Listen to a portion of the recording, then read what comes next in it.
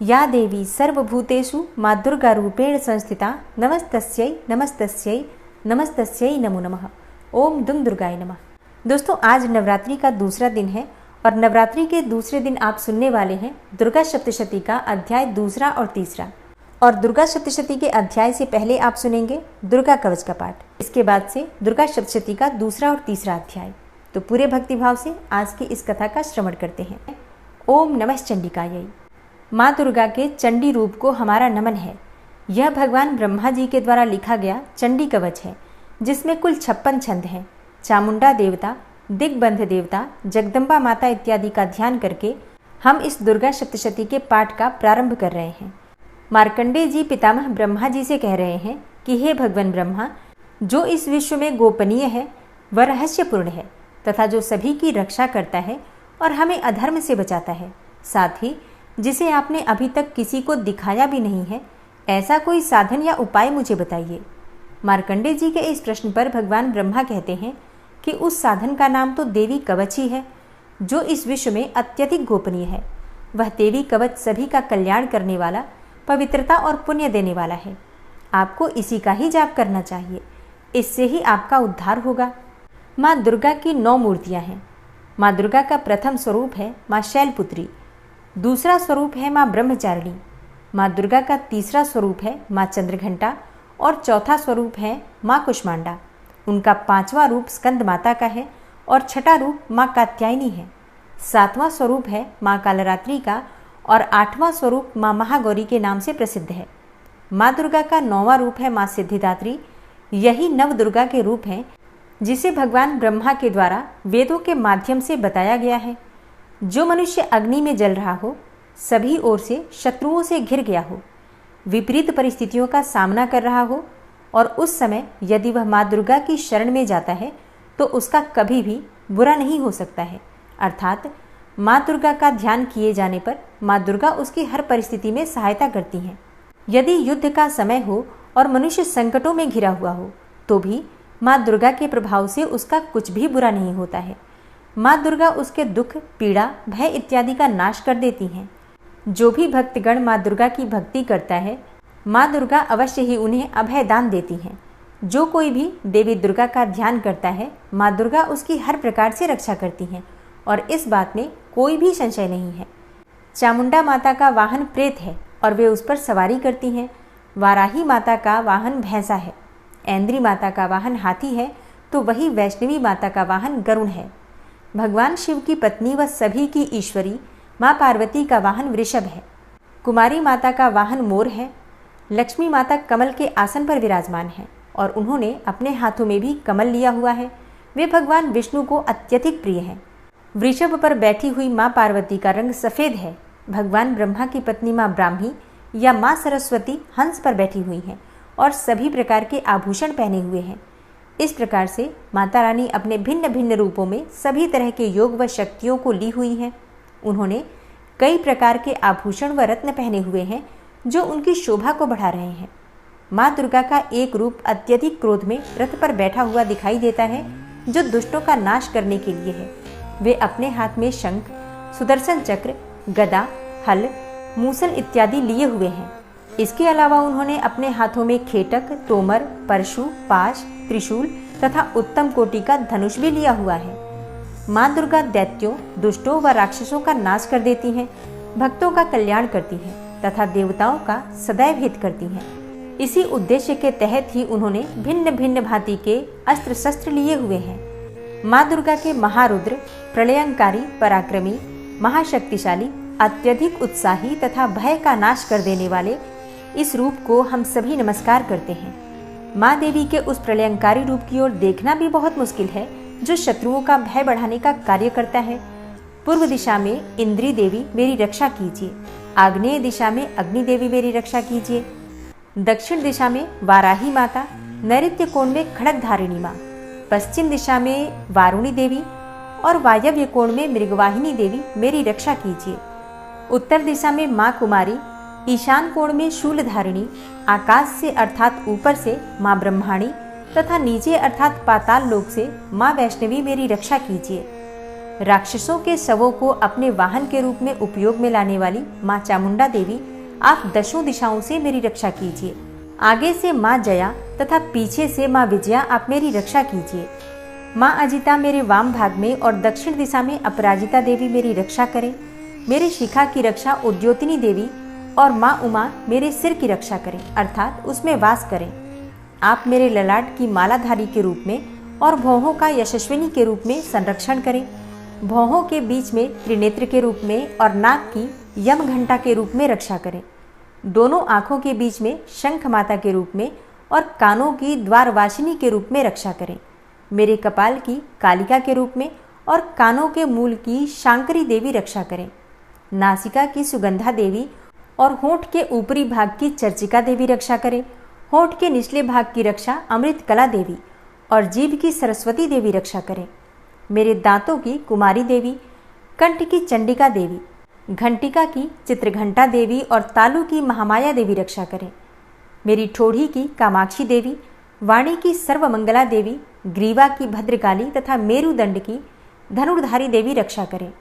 बाहरी कंठ की नीलग्रीवा देवी, कंठ नलिका की नलकुबरी, कंधों की खड़गनी देवी और भुजाओं की वज्रधारिणी देवी रक्षा करें। दोनों हाथों की दंडिनी देवी, अंगुलियों की जगदम्बिका माता, नाखूनों की शूलेश्वरी देवी और पेट की कुलेश्वरी देवी रक्षा करें। स्तनों की महादेवी, मन की शोक विनाशिनी देवी, हृदय की ललिता देवी और उदर की शूलधारिणी देवी रक्षा करें। नाभि की कामिनी देवी, गुहा की गुहेश्वरी देवी, लिंग की पूतना व कामिका देवी तथा गुदा की महिषवासिनी देवी रक्षा करें। कटिभाग की भगवती देवी, घुटनों की विंध्यवासिनी देवी, जांघों की महाबला देवी रक्षा करें और सभी कामनाओं को पूरा करें। मेरी घुट्टियों की नारसिंही देवी, पैरों के आगे भाग की तेजसी देवी, पैरों की उंगलियों की श्री देवी और पैरों के तले की तलवासिनी देवी रक्षा करें। पैरों के नाखूनों की दृष्टा कराली देवी, केशों की ऊर्ध्वकेशिनी देवी, रोम छिद्रों की कौबेरी देवी तथा त्वचा की बागीश्वरी देवी रक्षा करें। माँ पार्वती देवी मेरे रक्त, मांस, हड्डियों इत्यादि की रक्षा करें। आंतों की कालरात्रि देवी और पित्त की मुकुटेश्वरी देवी रक्षा करें। पद्म कोशों की माँ पद्मावती देवी, कफ की चूड़ामणि देवी, नाखूनों की धार की ज्वालामुखी देवी और शरीर की संधियों की अभेद्या देवी रक्षा करें। मेरे वीर्य की रक्षा माँ ब्रह्माणी देवी, छाया की छत्रेश्वरी देवी तथा धर्मधारिणी देवी मेरे अहंकार व मन और बुद्धि की रक्षा करें। हे माँ दुर्गा, आप मेरे प्राणों, व्यान, उदान की समान रूप से रक्षा करें। वज्रहस्ता देवी मेरे प्राणों की रक्षा करें और मेरा कल्याण करें। आप मेरी सभी इंद्रियों, रस, रूप, गंध, शब्द व स्पर्श में बसती हैं। हे नारायणी देवी, आप मेरे सत्वगुण, रजगुण व तमोगुण की रक्षा करें। मेरे आयु की वाराही देवी, वैष्णवी देवी धर्म की, यश व कीर्ति की लक्ष्मी देवी तथा धन व विद्या की चक्रिणी देवी रक्षा करें। इंद्रा देवी मेरे गोत्र की, चंडी देवी मेरे पशुओं की, महालक्ष्मी देवी मेरे पुत्रों की और भैरवी देवी मेरी पत्नी की रक्षा करें। मेरे पथ की सुपथा देवी और उस मार्ग की क्षेमकरी देवी, राजा के दरबार में महालक्ष्मी देवी तथा सभी जगह निवास करने वाली विजया देवी मेरे भय की रक्षा करें। हे माँ दुर्गा, जो भी स्थान या अंग इस देवी कवच में रह गया है और वह अभी भी रक्षा करने योग्य है, तो आप उसकी भी रक्षा कीजिए। आप मेरे पापों का नाश करके मेरा उद्धार कीजिए। माँ दुर्गा की आज्ञा के बिना कोई भी व्यक्ति इस विश्व में एक कदम भी आगे नहीं बढ़ सकता है। हम यदि कहीं भी जा रहे हैं तो हमें अवश्य ही इस देवी कवच का पाठ करना चाहिए और उसके बाद ही प्रस्थान करना चाहिए। इस दुर्गा रक्षा कवच के पाठ से हमें हर जगह लाभ व सफलता मिलती है और हमारे सभी काम बन जाते हैं। हम जब भी माँ दुर्गा का ध्यान करते हैं, वैसे ही हमारे सभी काम बनते चले जाते हैं। उस व्यक्ति को इस पृथ्वी पर बिना किसी तुलना के परम यश और वैभव प्राप्त होता है। जो भी भक्तगण इस देवी रक्षा कवच का पाठ करता है, उसका भय समाप्त हो जाता है, युद्ध में उसकी विजय होती है तथा वह तीनों लोकों में पूजनीय हो जाता है। देवी माता का यह रक्षा कवच देवताओं तक के लिए बहुत दुर्लभ है। जो व्यक्ति इस देवी कवच का तीनों समय श्रद्धा भाव के साथ पाठ करता है, उसे देवी माता की कृपा से तीनों लोकों में विजय मिलती है। वह अकाल मृत्यु के भय से दूर होता है तथा 100 वर्षों से भी अधिक समय तक जीवित रहता है। इस दुर्गा कवच के पाठ से व्यक्ति के शरीर में होने वाले हर तरह के रोग समाप्त हो जाते हैं। उसके शरीर में बनने वाला विष भी समाप्त हो जाता है तथा कोई रोग उसका कुछ भी बिगाड़ नहीं सकता है। जो भी मनुष्य इस दुर्गा रक्षा कवच को अपने हृदय में धारण कर लेता है, उस पर इस पृथ्वी पर होने वाले सभी तरह के अभिचारण मंत्र तंत्र का प्रभाव समाप्त हो जाता है। सभी तरह की डाकिनी शाकिनी, अंतरिक्ष में रहने वाले अति शक्तिशाली व भयंकर डाकिन, भूत, पिशाच, यक्ष, गंधर्व, राक्षस, ब्रह्म राक्षस, वेताल, कुष्मांडा, भैरव इत्यादि सभी तरह की नकारात्मक शक्तियों के प्रभाव इस दुर्गा कवच के माध्यम से समाप्त हो जाते हैं। इस रक्षा कवच का पाठ करने वाला व्यक्ति राजा से सम्मान प्राप्त करता है और उसकी सुख संपत्ति में वृद्धि होती है। जो भी व्यक्ति इस देवी कवच का पाठ करता है, उसका हर जगह यश बढ़ता ही जाता है। और जो भी इस कवच का 7 बार जाप करता है, उसका वंश इस पृथ्वी के अंत तक रहता है। इसके पश्चात जब उसकी मृत्यु हो जाती है, तब वह माँ दुर्गा के आशीर्वाद से परम स्थान को प्राप्त करता है, जो देवताओं को भी अत्यंत दुर्लभ है। उसे महामाया का प्रसाद मिलता है और उसकी मुक्ति हो जाती है। वह माँ दुर्गा के आशीर्वाद से सुंदर रूप को धारण करता है और भगवान शिव के समान आनंद प्राप्त करता है। श्री देवी दुर्गा कवच संपूर्ण हुआ। दुर्गा सप्तशती का दूसरा और तीसरा अध्याय। और दूसरे अध्याय में देवताओं के तेज से देवी का प्रादुर्भाव और महिषासुर की सेना के वध के बारे में वर्णन किया गया है। तो पाठ सुनने से पहले माँ भगवती जगदम्बा का अपने मन में स्मरण कीजिए। ओम नमः चंडिकाय इस मंत्र का उच्चारण करके भक्तिभाव से इस कथा का श्रवण करते हैं। ऋषि कहते हैं, पूर्व काल में देवताओं और असुरों में पूरे 100 वर्षों तक घोर संग्राम हुआ था। उसमें असुरों का स्वामी महिषासुर था और देवताओं के नायक इंद्र थे। उस युद्ध में देवताओं की सेना महाबली असुरों से परास्त हो गई और संपूर्ण देवताओं को जीतकर महिषासुर इंद्र बन बैठा। तब पराजित देवता प्रजापति ब्रह्मा जी को आगे करके उस स्थान पर गए जहां भगवान शंकर और विष्णु विराजमान थे। देवताओं ने महिषासुर के पराक्रम तथा अपनी पराजय का यथावत वृतांत उन दोनों देवेश्वरों से विस्तार पूर्वक कह सुनाया। वे बोले, हे भगवान, महिषासुर सूर्य, इंद्र, अग्नि, वायु, चंद्रमा, यम, वरुण तथा अन्य देवताओं के भी अधिकार छीनकर स्वयं ही सबका अधिष्ठाता बना बैठा है। उस दुरात्मा महिष ने समस्त देवताओं को स्वर्ग से निकाल दिया है। अब वे मनुष्यों की भांति पृथ्वी पर विचरण करते हैं। दैत्यों की यह सारी करतूत हमने आप लोगों से कह सुनाई है और अब हम आप ही की शरण में आए हैं। उसके वध का कोई उपाय सोचिए। तब इस प्रकार देवताओं के वचन सुनकर भगवान विष्णु और शिव ने दैत्यों पर बड़ा क्रोध किया। उनकी भौहें तन गई और मुंह टेढ़ा हो गया। तब अत्यंत कोप में भरे हुए चक्रपाणी श्री विष्णु के मुख से एक महान तेज प्रकट हुआ। इसी प्रकार ब्रह्मा, शंकर तथा इंद्र आदि अन्यान्य देवताओं के शरीर से भी बड़ा भारी तेज निकला और वह सब मिलकर एक हो गया। महान तेज का वह पुंज जाज्वल्यमान पर्वत सा जान पड़ा। देवताओं ने देखा, वहां उसकी ज्वालाएं संपूर्ण दिशाओं में व्याप्त हो रही थी। संपूर्ण देवताओं के शरीर से प्रकट हुए उस तेज की कहीं तुलना नहीं थी। एकत्रित होने पर वह एक नारी के रूप में परिणत हो गया और अपने प्रकाश से तीनों लोकों में व्याप्त जान पड़ा। भगवान शंकर का जो तेज था, उससे उस देवी का मुख प्रकट हुआ। यमराज के तेज से उसके सिर में बाल निकल आए। श्री विष्णु भगवान के तेज से उसकी भुजाएं उत्पन्न हुई।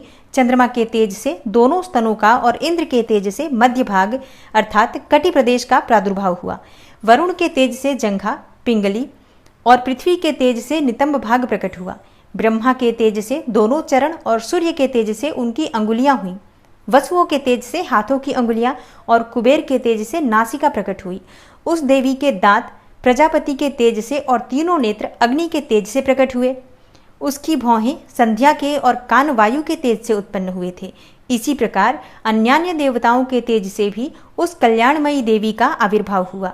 तदनंतर समस्त देवताओं के तेज पुंज से प्रकट हुई देवी को देखकर महिषासुर के सताए हुए देवता बहुत प्रसन्न हुए। पिनाकधारी भगवान शंकर ने अपने शूल से एक शूल निकालकर उन्हें दिया। फिर भगवान विष्णु ने भी अपने चक्र से चक्र उत्पन्न करके देवी भगवती को अर्पित किया। वरुण ने भी शंख भेंट किया। अग्नि ने उन्हें शक्ति दी और वायु ने धनुष तथा बाण से भरे हुए 2 तरकश प्रदान किए। सहस्त्र नेत्रों वाले देवराज इंद्र ने अपने वज्र से वज्र उत्पन्न करके दिया और ऐरावत हाथी से उतारकर एक घंटा भी प्रदान किया। यमराज ने कालदंड से दंड, वरुण ने पाश, प्रजापति ने स्फटिकाक्ष की माला तथा ब्रह्मा जी ने कमंडलू भेंट किया। सूर्य ने देवी के समस्त रोमकूपों में अपनी किरणों का तेज भर दिया और काल ने उन्हें चमकती हुई ढाल और तलवार दी। क्षीर समुद्र ने उज्जवल हार तथा कभी जीर्ण न होने वाले 2 दिव्य वस्त्र भेंट किए। साथ ही उन्होंने दिव्य चूड़ामणि, 2 कुंडल, कड़े, उज्ज्वल अर्धचंद्र, सब बाहुओं के लिए केयूर, दोनों चरणों के लिए निर्मल नुपुर, गले की सुंदर हंसली और सब अंगुलियों में पहनने के लिए रत्नों की बनी अंगूठियां भी दी। और विश्वकर्मा ने उन्हें अत्यंत निर्मल फरसा भेंट किया। साथ ही अनेक प्रकार के अस्त्र और अभेद्य कवच भी दिए। इनके सिवा मस्तक और वक्षस्थल पर धारण करने के लिए कभी न कुम्भलाने वाले कमलों की मालाएं दी। जलधि ने उन्हें सुंदर कमल का फूल भेंट किया। हिमालय ने सवारी के लिए सिंह तथा भांति भांति के रत्न समर्पित किए। धनाध्यक्ष कुबेर ने मधु से भरा पान पात्र दिया तथा संपूर्ण नागों के राजा शेष ने, जो इस पृथ्वी को धारण करते हैं, उन्हें बहुमूल्य मणियों से विभूषित नागहार भेंट दिया। इसी प्रकार अन्य देवताओं ने भी आभूषण और अस्त्र शस्त्र देकर देवी का सम्मान किया। तत्पश्चात उन्होंने बारंबार अट्टहास पूर्वक उच्च स्वर से गर्जना की। उनके भयंकर नाद से संपूर्ण आकाश गूंज उठा। देवी का वह अत्यंत उच्च स्वर से किया हुआ सिंहनाद कहीं समा न सका। आकाश उसके सामने लघु प्रतीत होने लगा। उससे बड़े जोर की प्रतिध्वनि हुई, जिससे संपूर्ण विश्व में हलचल मच गई और समुद्र कांप उठे। पृथ्वी डोलने लगी और समस्त पर्वत हिलने लगे। उस समय देवताओं ने अत्यंत प्रसन्नता के साथ सिंहवाहिनी भवानी से कहा, हे देवी, तुम्हारी जय हो। साथ ही महर्षियों ने भी भक्तिभाव से विनम्र होकर उनका स्तवन किया। संपूर्ण त्रिलोकी को क्षोभग्रस्त देख दैत्यगण अपनी समस्त सेना को कवच आदि से सुसज्जित करके हाथों में हथियार ले सहसा ही उठकर खड़े हो गए। उस समय महिषासुर ने बड़े क्रोध में आकर कहा, आह, यह क्या हो रहा है। फिर वह संपूर्ण असुरों से घिरकर उस सिंहनाद की ओर लक्ष्य करके दौड़ा और आगे पहुंचकर उसने देवी को देखा, जो अपनी प्रभा से तीनों लोगों को प्रकाशित कर रही थी। उनके चरणों के भार से पृथ्वी दबी जा रही थी। माथे के मुकुट से आकाश में रेखा सी खिंच रही थी तथा वे अपने धनुष की टंकार से सातों पातालों को क्षुब्ध किए देती थी। देवी अपनी हजारों भुजाओं से संपूर्ण दिशाओं को आच्छादित करके खड़ी थी। तदनंतर उनके साथ दैत्यों का युद्ध छिड़ गया और नाना प्रकार के अस्त्र शस्त्रों के प्रहार से संपूर्ण दिशाएं उद्भासित होने लगी। चिक्षुर नामक महान असुर महिषासुर का सेना नायक था। वह देवी के साथ युद्ध करने लगा और अन्य दैत्यों की चतुरंगिणी सेना साथ लेकर चामर भी लड़ने लगा। 60,000 रथियों के साथ आकर उदग्र नामक महादैत्य ने लोहा लिया। 1 करोड़ रथियों को साथ लेकर महाहनु नामक दैत्य युद्ध करने लगा, जिसके रोए तलवार के समान तीखे थे। वह असिलोमा नाम का महादैत्य 5 करोड़ रथी सैनिकों सहित युद्ध में आ डटा। 60 लाख रथियों से घिरा हुआ बास्कल नामक दैत्य भी उस युद्ध भूमि में लड़ने लगा। परिवारित नामक राक्षस हाथी सवार और घुड़सवारों के अनेक दलों तथा 1 करोड़ रथियों की सेना लेकर युद्ध करने लगा। विडाल नामक दैत्य 5 अरब रथियों से घिरकर लोहा लेने लगा। इनके अतिरिक्त और भी हजारों महादैत्य रथ, हाथी और घोड़ों की सेना साथ साथ लेकर वहां देवी के साथ युद्ध करने लगे। और स्वयं महिषासुर उस रणभूमि में कोटि कोटि सहस्त्र रथ, हाथी और घोड़ों की सेना से घिरा हुआ खड़ा था। वे दैत्य देवी के साथ तोमर, भिंदीपाल, शक्ति, मूसल, खड्ग, परशु और पट्टिस आदि अस्त्र शस्त्रों का प्रहार करते हुए युद्ध कर रहे थे। कुछ दैत्यों ने उन पर शक्ति का प्रहार भी किया। कुछ लोगों ने पाश फेंके तथा कुछ दूसरे दैत्यों ने खड्ग प्रहार करके देवी को मार डालने का उद्योग किया। तब देवी ने भी क्रोध में आकर खेल खेल में ही अपने अस्त्र शस्त्रों की वर्षा करके दैत्यों के वे समस्त अस्त्र शस्त्र काट डाले। उनके मुख पर परिश्रम या थकावट का रंच मात्र भी चिन्ह नहीं था। देवता और ऋषि उनकी स्तुति करते थे और वे भगवती परमेश्वरी दैत्यों के शरीरों पर अस्त्र शस्त्रों की वर्षा करती रहीं। देवी का वाहन सिंह भी क्रोध में आकर गर्दन के बालों को हिलाता हुआ असुरों की सेना में इस प्रकार विचरने लगा, मानो वनों में दावानल फैल रहा हो। रणभूमि में दैत्यों के साथ युद्ध करती हुई अंबिका देवी ने जितने निश्वास छोड़े, वे सभी तत्काल सैकड़ों हजारों गणों के रूप में प्रकट हो गए और परशु, भिंदीपाल, खड्ग तथा पट्टिस आदि अस्त्रों द्वारा असुरों का सामना करने लगे। देवी की शक्ति से बढ़े हुए वे गण असुरों का नाश करते हुए नगाड़ा और शंख आदि बजाने लगे। उस संग्राम महोत्सव में कितने ही गण मृदंग बजा रहे थे। तदनंतर देवी ने त्रिशूल से, गदा से, शक्ति की वर्षा से और खड्ग आदि से सैकड़ों महादैत्यों का संहार कर डाला और कितनों को घंटे के भयंकर नाद से मूर्छित करके मार गिराया। बहुतेरे दैत्यों को पाश से बांधकर धरती पर घसीटा। कितने ही दैत्य उनकी तीखी तलवार की मार से 2-2 टुकड़े हो गए। कितने ही गदा की चोट से घायल हो धरती पर सो गए। कितने ही मूसल की मार से अत्यंत आहत होकर रक्त वमन करने लगे। कुछ दैत्य शूल से छाती फट जाने के कारण पृथ्वी पर ढेर हो गए और उस रणांगण में बाण समूहों की वृष्टि से कितने ही असुरों की कमर टूट गई। बाज की तरह झपटने वाले देवी पीड़क दैत्यगण अपने प्राणों से हाथ धोने लगे। किन्हीं की बाहें छिन्न भिन्न हो गई, कितनों की गर्दनें कट गई, कितने ही दैत्यों के मस्तक कट कट कर गिरने लगे और कुछ लोगों के शरीर मध्य भाग में ही विदीर्ण हो गए। कितने ही महादैत्य जांघें कट जाने से पृथ्वी पर गिर पड़े। कितनों को ही देवी ने एक बाह, एक पैर और एक नेत्र वाले करके 2 टुकड़ों में चीर डाला। कितने ही दैत्य मस्तक कट जाने पर भी गिरकर फिर उठ जाते और केवल धड़ के ही रूप में अच्छे अच्छे हथियार हाथ में लेकर देवी के साथ युद्ध करने लगते थे। दूसरे कबंध युद्ध के बाजों की लय पर नाचते थे और कितने ही बिना सिर के धड़ हाथों में खड्ग, शक्ति और रिष्टि लिए दौड़ते थे तथा दूसरे दूसरे महादैत्य ठहरो ठहरो यह कहते हुए देवी को युद्ध के लिए ललकारते थे। जहां वह घोर संग्राम हुआ था वहां की धरती देवी के गिराए हुए रथ, हाथी, घोड़े और असुरों की लाशों से ऐसी पट गई थी कि वहां चलना फिरना असंभव हो गया था। दैत्यों की सेना में हाथी, घोड़े और असुरों की शरीर से इतनी अधिक मात्रा में रक्तपात हुआ था कि थोड़ी ही देर में वहां खून की बड़ी बड़ी नदियां बहने लगी। जगदम्बा ने असुरों की विशाल सेना को क्षण भर में नष्ट कर दिया, ठीक उसी तरह जैसे तृण और काठ के भारी ढेर को आग कुछ ही क्षणों में भस्म कर देती है। और वह सिंह भी गर्दन के बालों को हिला हिलाकर जोर जोर से गर्जना करता हुआ दैत्यों के शरीरों से मानो उनके प्राण चुन लेता था।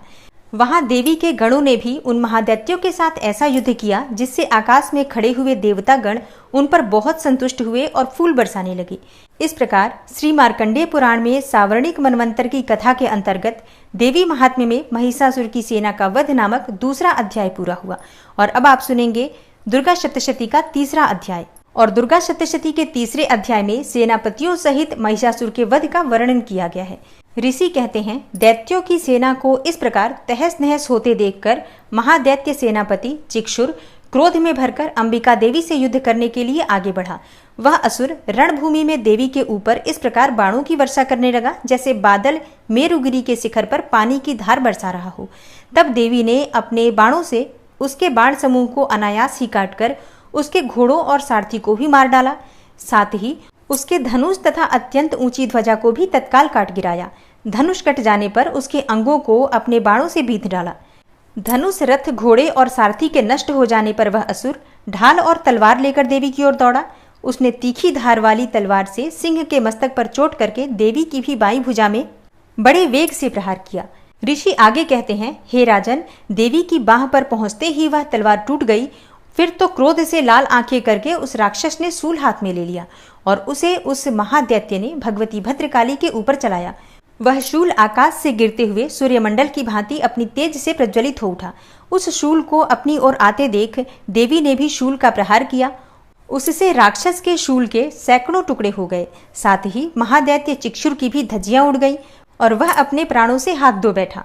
महिषासुर के सेनापति उस महापराक्रमी चिक्षुर के मारे जाने पर देवताओं को पीड़ा देने वाला चामर हाथी पर चढ़कर आया। उसने भी देवी के ऊपर शक्ति का प्रहार किया, किंतु जगदम्बा ने उसे अपने हुंकार से ही आहत एवं निष्प्रभ करके तत्काल पृथ्वी पर गिरा दिया। शक्ति टूटकर गिरी हुई देखकर चामर को बड़ा क्रोध हुआ। अब उसने शूल चलाया, किंतु देवी ने उसे भी अपने बाणों द्वारा काट डाला। इतने में ही देवी का सिंह उछलकर हाथी के मस्तक पर चढ़ बैठा और उस दैत्य के साथ खूब जोर लगाकर बाहु युद्ध करने लगा। वे दोनों लड़ते लड़ते हाथी से पृथ्वी पर आ गए और अत्यंत क्रोध में भरकर एक दूसरे पर बड़े भयंकर प्रहार करते हुए लड़ने लगे। तदनंतर सिंह बड़े वेग से आकाश की ओर उछला और उधर से गिरते समय अपने पंजों की मार से चामर का सिर धड़ से अलग कर दिया। इसी प्रकार उद्दग्र भी शिला और वृक्ष आदि की मार खाकर रणभूमि में देवी के हाथों से मारा गया तथा कराल भी दांतों, मुक्कों और थप्पड़ों की चोट से धराशायी हो गया। क्रोध में भरी हुई देवी ने गदा की चोट से उद्धत का कचूमर निकाल डाला। भिंदीपाल से वाष्कल को तथा बाणों से ताम्र और अंधक को मौत के घाट उतार दिया। 3 नेत्रों वाली परमेश्वरी ने त्रिशूल से उग्रास्य, उग्रवीर्य तथा महाहनु नामक दैत्य को मार डाला और तलवार की चोट से विडाल के मस्तक को धड़ से काट गिराया। दुर्धर और दुर्मुख इन दोनों को भी अपने बाणों से यमलोक भेज दिया। इस प्रकार अपनी सेना का संहार होता हुआ देखकर महिषासुर ने भैंसे का रूप धारण करके देवी के गणों को त्रास देना आरंभ किया। किन्हीं को थुथुन से मारकर, किन्हीं के ऊपर खुरों का प्रहार करके, किन्हीं किन्हीं को पूंछ से चोट पहुंचाकर, कुछ को सींगों से विदीर्ण करके, कुछ गणों को वेग से, किन्हीं को सिंहनाद से, कुछ को चक्कर देकर और कितनों को निश्वास वायु के झोंके से धराशायी कर दिया। इस प्रकार गणों की सेना को गिराकर वह असुर महादेवी के सिंह को मारने के लिए झपटा। इससे जगदम्बा को बड़ा क्रोध हुआ। उधर महापराक्रमी महिषासुर भी क्रोध में भरकर धरती को खुरों से खोदने लगा तथा अपने सींगों से ऊंचे ऊंचे पर्वतों को उठाकर फेंकने और गरजने लगा।